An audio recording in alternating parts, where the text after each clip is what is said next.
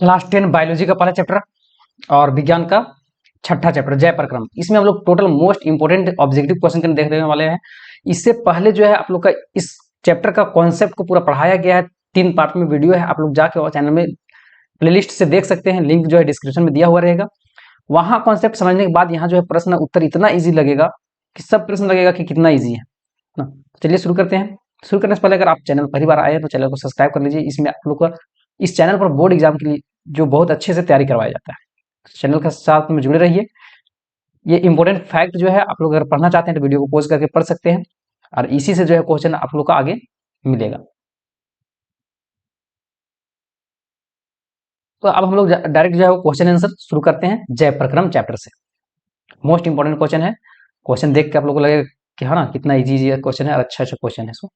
तो सबसे पहले प्रश्न आता है कि स्वपोषी पोषण के लिए आवश्यक है। स्वपोषी पोषण के लिए क्या जरूरी है? तो जो स्वपोषी पोषण किसको बोलते हैं? जो खुद से जो है खाना बनाता है ना, सरल अजय पदार्थ मतलब जिस पर जान नहीं उससे खाना बना ले रहा है, उसको हम लोग बोलते हैं स्वपोषी पोषण। तो उसके लिए कार्बन डाइऑक्साइड की जरूरत पड़ता है, क्लोरोफिल का जरूरत पड़ता है, सूर्य प्रकाश का और उपयुक्त सभी हो जाएगा इसका। नेक्स्ट आता है कि विषम पोषी जीव अपने भोजन के लिए प्रत्यक्ष या परोक्ष रूप से आश्रित रहते हैं किस चीज पर? विषम पोषी जो है वो कवक, सवाइल, हरे स्वपोषी पौधे पर या मिट्टी पर, तो वो हरे स्वपोषी है ना पर निर्भर रहते हैं विषम पोषी जीव। प्रकाश संश्लेषण क्रिया में ऑक्सीजन बाहर निकलता है तो जल से है ना, जल से प्रकाश संश्लेषण क्रिया में जो है वो बाहर निकल जाता है ऑक्सीजन। प्रकाश संश्लेषण का अंतिम उत्पादक क्या है? तो अंतिम उत्पाद जो है प्रकाश संश्लेषण में ग्लूकोज बनता है। निम्न में से कौन सा प्रकाश संश्लेषण का उत्पादक नहीं है ना? कार्बन डाइऑक्साइड जो है प्रकाश संश्लेषण के द्वारा जो है ये उत्पन्न नहीं होता है। मैग्नीशियम किसमें पाया जाता है? तो मैग्नीशियम जो है क्लोरोफिल में पाया जाता है, क्लोरोफिल हो जाएगा। नेक्स्ट प्रश्न आता है कि एक पादप परजीवी है ना, तो अमरबेल जो है एक पादप मतलब पेड़ पौधा वाला परजीवी है, मतलब दूसरे जीव पर निर्भर रहता है। भोजन के पाचन के समय हमारे आमाशय में उत्पन्न होने वाला अम्ल जो है वो हाइड्रोक्लोरिक अम्ल है ना। क्वेश्चन इजी लग रहा होगा, पूरा कॉन्सेप्ट अगर समझा हुआ रहेगा तो वो इजी लगेगा ही। मनुष्य में वृक्क एक तंत्र का भाग है, तो वृक्क किससे मतलब संबंधित है? तो उत्सर्जन, तो इसका हो जाएगा उत्सर्जन से संबंधित है। मानव वृक्क किस प्रणाली का एक हिस्सा है? तो उत्सर्जन का हिस्सा है ना, वृक्क जो है वो इसमें उत्सर्जन होता है। नेक्स्ट आता है वृक्क की रचनात्मक और कार्यात्मक इकाई को हम लोग क्या बोलते हैं? तो नेफ्रॉन बोलते हैं ना। लाखों नेफ्रॉन रहता है जो कि इसको वृक्क को जो है वो खून को सप्लाई करता है। ये कण रक्त को थक्का दबाने में मतलब मदद करता है। प्लेटलेट है जिसको हम लोग प्लेटलेट बोलते हैं, ये जो है खून जो है क्लोटिंग करने में मदद करता है। मनुष्य और अन्य मांसाहारी जीव जो है वो निम्न में से किसका पाचन नहीं कर सकते हैं? तो सेल्यूलोज का जो है वो पाचन नहीं कर पाते हैं। नेक्स्ट प्रश्न आता है कि पादप में भोजन का स्थानांतरण किसके द्वारा होता है? तो भोजन जो है ना, भोजन का मतलब पादप में पेड़ पौधा, भोजन जो मतलब पत्ता बना लिया उसके बाद किसके द्वारा स्थानांतरण होता है? तो फ्लोएम के द्वारा। अगर कॉन्सेप्ट आप नहीं समझे ना, एक वीडियो देखिए जाके कॉन्सेप्ट समझिए। ये प्रश्न अगर आप नहीं जानिएगा ना तब आके कमेंट कीजिए। सारा प्रश्न कॉन्सेप्ट समझने के बाद सबका सब प्रश्न जो है आपको यहाँ आंसर आएगा। अमाशय में ऐसा कौन सा एंजाइम पाया जाता है? तो अमाशय में जो होता है पेप्सिन एंजाइम होता है, तो पेप्सिन इसका सही हो जाएगा। नेक्स्ट आता है श्वसन के दौरान कौन सा गैस बाहर निकलता है? तो कार्बन डाइऑक्साइड निकलता है, तो कार्बन डाइऑक्साइड हो जाएगा। नेक्स्ट आता है कि पौधे में श्वसन क्रिया के अंतर्गत एटीपी में टूटने की कितनी ऊर्जा मुक्त होती है? तो 30.5 केजी मोल है, इसको बताए थे, तो ये हो जाएगा। पौधे में वाष्पोत्सर्जन कैसे होता है? तो पौधा में जो वाष्पोत्सर्जन होता है वो अस्टोमाटा के द्वारा होता है ना, इसका सही आंसर हो जाएगा अस्टोमाटा। नेक्स्ट प्रश्न आता है कि इसमें से कहां गैसीय आदान प्रदान होता है? तो कुपिका में जो है वो गैस का आदान प्रदान होता है।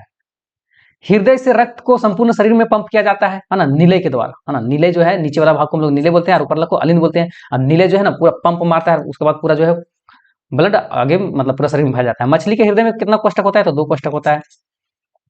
मानव हृदय कितने कोष्ठ में बटे होते हैं? तो 4 कोष्ठ में बटे होते हैं। ऊपर के जो है अलिंद बोलते हैं, नीचे को निलय बोलते हैं। नेक्स्ट है कि मानव हृदय कितने अलिंद और कितने निलय होते हैं? तो 2 अलिंद और 2 निलय होते हैं। मानव हृदय का औसत प्रकुंचन दाब है ना कितना है? 120 mm है ना, 120 प्रकुंचन 120 है। और शिथिलन जो है ना वो 80 है। पौधे में जाइलम का निम्नलिखित में से किसके परिवहन के लिए जिम्मेदार है? तो पानी के लिए जिम्मेदार है। पौधे में वाष्पोत्सर्जन किस भाग में होता है? वाष्पोत्सर्जन जो होता है पत्ता में होता है, तो पत्ता हो जाएगा। पौधे के अतिरिक्त जल से छुटकारा पाता है ना वाष्पोत्सर्जन द्वारा, तो वाष्पोत्सर्जन हो जाएगा।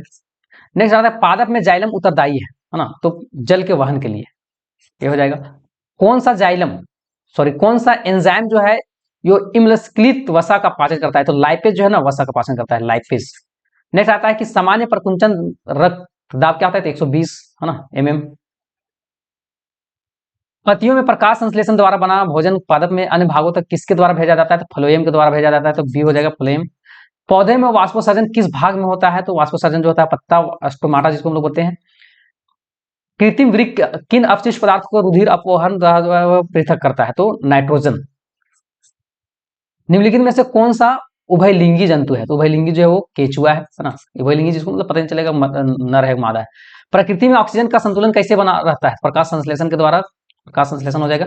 मनुष्य में वृक्क एक तंत्र का भाग है जो कि संबंधित है, वृक्क उत्सर्जन से संबंधित है, तो सी हो जाएगा।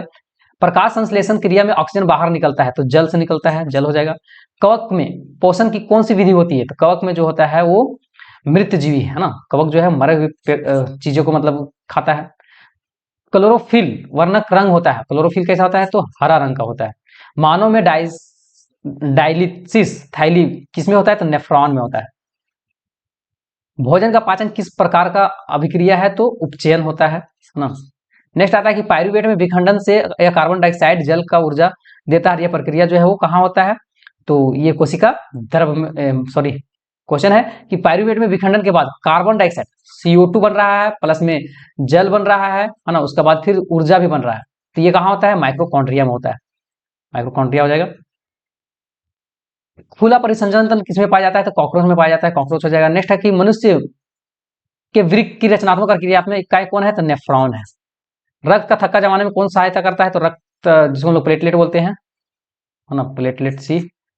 उत्पाद किसमें पाया जाता है? तो अमीबा में पाया जाता है, तो अमीबा इसका सही आंसर हो जाएगा। नेक्स्ट आता है मनुष्य के दांत की सबसे ऊपरी परत को हम लोग क्या बोलते हैं? तो इनामेल बोलते हैं ना, इनामेल।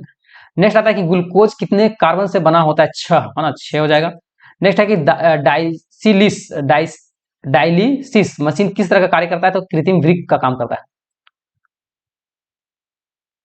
मनुष्य के आहार नाल का लंबाई लगभग जो है 8 से 10 मीटर होता है ना। आहार नाल मतलब यहाँ से लेके है ना पूरा आहार नाल का।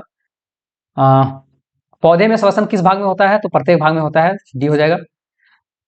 उच्च रक्तचाप अवस्था को क्या बोलते हैं? तो हाइपरटेंशन बोलते हैं। हाई ब्लड प्रेशर को हाइपरटेंशन बोलते हैं। शरीर का सबसे बड़ा ग्रंथि कौन है? तो यकृत, लीवर जिसको बोलते हैं, सबसे बड़ा ग्रंथि है लीवर है ना, ऊपर वाला नहीं होगा, लीवर। नेक्स्ट है कि गोबर छत्ता किसके अंतर्गत आता है? तो गोबर छत्ता जो है ये मृत जीवी है ना, मृत जीवी के अंतर्गत आता है। प्रोटीन का पाचन होता है, अमाशय में प्रोटीन पचता है।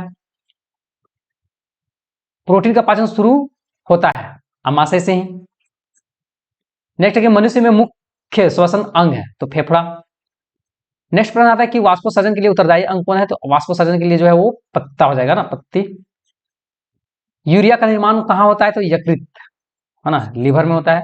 लाल रक्त कोशिका का कब्रगाह एवं ब्लड बैंक के निम्न में से किसे कहा जाता है? तो प्लीहा। नेक्स्ट आता है छोटी आंत में भोजन का पाचन निम्नलिखित में से किस रस की भूमिका के कारण होता है? तो पीत रस होता है, अग्नाशिक, ये सारा सारा रस होता है छोटा आंत में।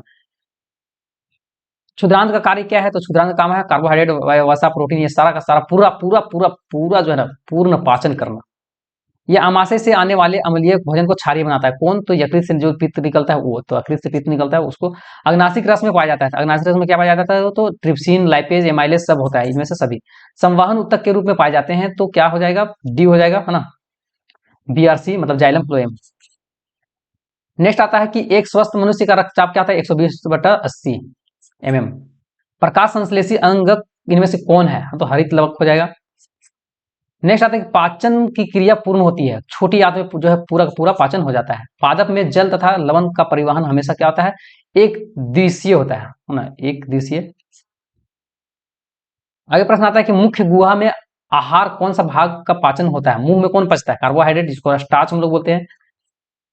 जय प्रक्रम के अंतर्गत निम्न में से कौन सा आता है? जय प्रक्रम में पोषण, श्वसन, उत्सर्जन इनमें से सभी आता है।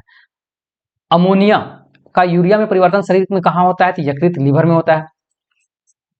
भोजन भोज्य पदार्थ का परिवहन किसके द्वारा होता है? तो फ्लोएम के द्वारा। हाँ, पादप में जो है भोजन जो भी बनाया है उसको फ्लोएम के द्वारा जो है वो हर जगह पहुंचाया जाता है।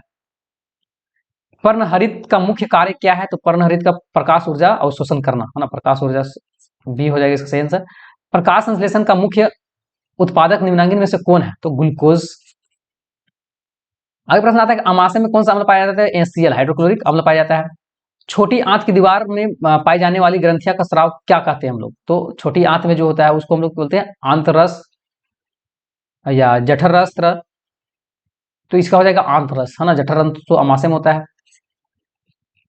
नेक्स्ट है कि पादप में वाष्पोत्सर्जन मुख्यतः कहाँ होता है? तो सभी जगह होता है, रंध्र वातरंध्र। अमीबा भोजन के लिए अंतर्ग्रहण किसका प्रयोग करता है? कुटपाद का प्रयोग करता है। कुटपाद के द्वारा जो है अमीबा भोजन को अंतर्ग्रहण करता है। स्टोमाटा का मुख्य कार्य क्या है? तो सब जो है O2 का अवशोषण और CO2 का निष्कासन, CO2 का अवशोषण और O2 का निष्कासन, जलवाष्प और निष्कासन, जलवाष्प का निष्कासन, है ना, तीन में से सभी हो जाएगा। छोटी आंत भोजन का पाचन में निम्नलिखित में से किसके रस भूमिका निभाता है? छोटी आंत में जो है भोजन तो पीत भी रहता है, अग्नाशय रस, आंतरस सभी हो जाएगा इसका डी।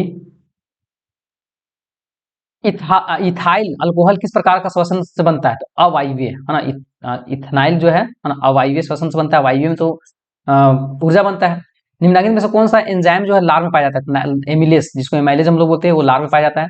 सड़ी गली चीजों को सड़ी गली चीजों पर जो है पोषित होने वाला पौधा क्या कहलाता है? तो मृतजीवी कहलाता है ना, मृतजीवी। ऊर्जा उत्पादन के लिए कोशिका प्रायः किसका उपयोग करता है? तो ग्लूकोज का प्रयोग करता है। मृतजीवी पोषण में भोजन का पाचन कहाँ होता है? तो कोशिका के बाहर होता है। वह प्रक्रिया जिसके द्वारा मनुष्य श्वास ग्रहण करता है तथा छोड़ता है उसको हम लोग बोलते हैं श्वासोश्वास, है ना, श्वासोश्वास। स्टोमाटा के किस कोशिका में क्लोरोफिल पाया जाता है? तो द्वार कोशिका। अवायवीय श्वसन कोशिका के किस भाग में होता है? तो कोशिका द्रव में होता है। और वायवीय जो होता है वो माइटोकॉन्ड्रिया में होता है। कोशिका अवायवीय कोशिका द्रव में, है ना, और वायवीय माइक्रोकॉन्ड्रिया में। प्रकाश संश्लेषण के समय निष्कासित ऑक्सीजन आता है पानी से। ग्लूकोज के एक अणु में ऑक्सीजन के कितने परमाणु होते हैं? तो 6। किसी खाद्य, है ना, किस खाद्य पदार्थ हमें उचित मात्रा में आयोडीन प्राप्त कर सकते हैं? नमक से जो है ना उचित मात्रा में आयोडीन मिलेगा। अब मनुष्य और अन्य मांसाहारी जीव में किसका पाचन नहीं करता? तो सेल्यूलोज, है ना, सेल्यूलोज का।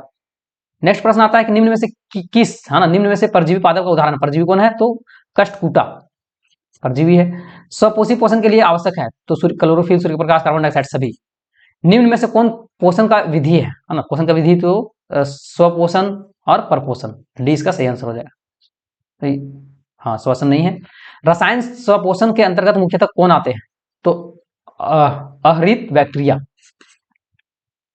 आगे प्रश्न है कि आंतररस कहाँ स्रावित होता है? तो छोटी आंत में आंतररस स्रावित होता है। पित्त इस भोज्य पदार्थ का विखंडन करता है। पित्त जो है वसा का विखंडन करता है ना, वसा को जो है गोलीय रूप में करता है। पाइसीकरण क्या होता है? तो पाइसीकरण जो है वो वसा का जटिल अणुओं को सरल रूप में बदलता है। जठर रस की अम्लता किसके कारण होता है? तो हाइड्रोक्लोरिक अम्ल के कारण। प्रांकुर का मुख्य कार्य क्या है? तो पाचित भोज्य पदार्थ को अवशोषण करना जो है प्रांकुर का मुख्य काम है। निष्क्रिय पेप्सिनोजन को सक्रिय पेप्सिनोजन में कौन बदलता है? हाइड्रोक्लोरिक अम्ल बदलता है। पाचन का उद्देश्य क्या होता है? तो भोजन का जटिल से सरल बदलना, सरल तत्वों को सुचारू रूप से अवशोषण करना, भोजन में ऊर्जा देना, ये सभी हो जाएगा। दंत क्षय क्या होता है? तो इसमें डेंटिन और इमेनुअल का मृदुकरण होता है, बी हो जाएगा सही आंसर। दांत में इनेमल का मृदुकरण कैसे होता है? तो जीवाणु द्वारा उत्पन्न अम्ल से। कोई भी जीवाणु जो है हम लोग कुछ खाते हैं ना, फंस जाता है तो उसको पचाने के बाद जो है अम्लीय कर देता है। दंत प्लाक कैसे बनता है? तो मुंह का खाद्य कणों और जीवाणुओं से जो है दंत प्लाक बनता है।